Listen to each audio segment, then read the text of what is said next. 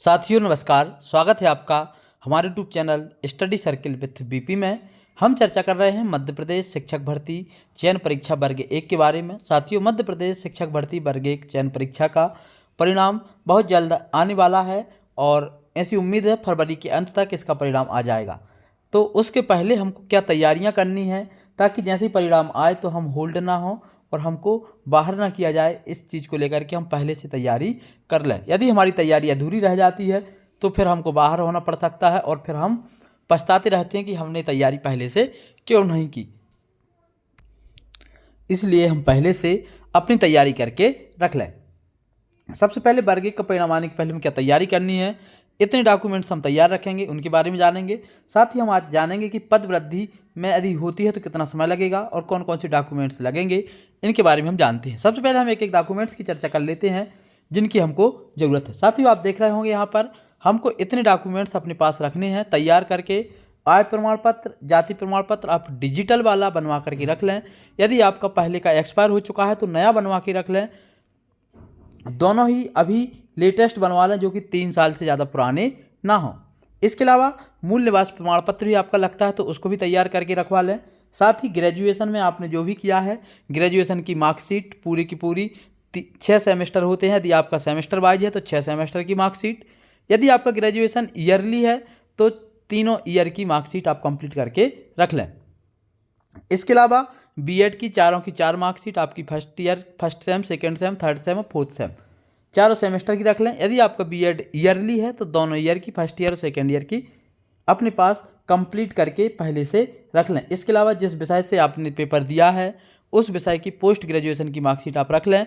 और यदि आपने एलाइड से दिया है तो आप इस बात को पहले से ध्यान रख लें कि जो सब्जेक्ट आपका एलाइड में रहा है और आपने उससे पेपर यदि दे दिया है उसके मूल विषय से, तो ग्रेजुएशन में आपका मूल विषय होना बहुत ही ज़रूरी है।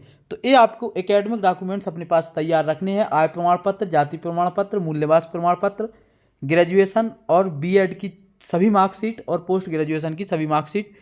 सेमेस्टर वाइज है तो सेमेस्टर वाली, ईयरली है तो ईयरली वाली। इसके अलावा हमारा आधार कार्ड, हमारा पैन कार्ड ये बनवा के रख लें।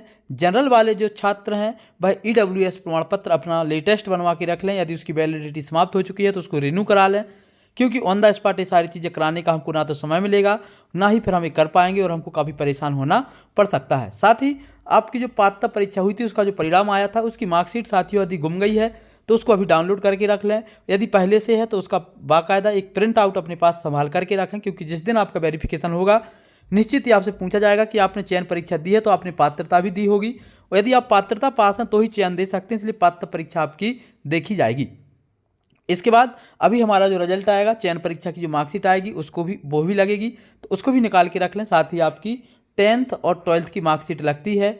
साथ ही जो दूसरे स्टेट के कैंडिडेट्स हैं उनका जाति प्रमाण पत्र दूसरे स्टेट का लगेगा। और यदि आपकी शादी हो चुकी है तो आप बनवा के पहले से रख लें अपना मैरिज सर्टिफिकेट, ये भी आपको देखने के लिए लगेगा। साथ ही यदि आप विकलांग कैटेगरी से हैं तो अपना दिव्यांग प्रमाण पत्र 40% का मेडिकल बोर्ड से सर्टिफाइड रख लें, क्योंकि अभी हमने देखा है कि दिव्यांग कैटेगरी के बहुत सारे कैंडिडेट बाहर हुए हैं। तो यदि आपका फर्जी पाया जाता है तो आप बाहर भी हो जाएंगे, इसलिए इस बार इसकी बारीकी से जाँच होगी।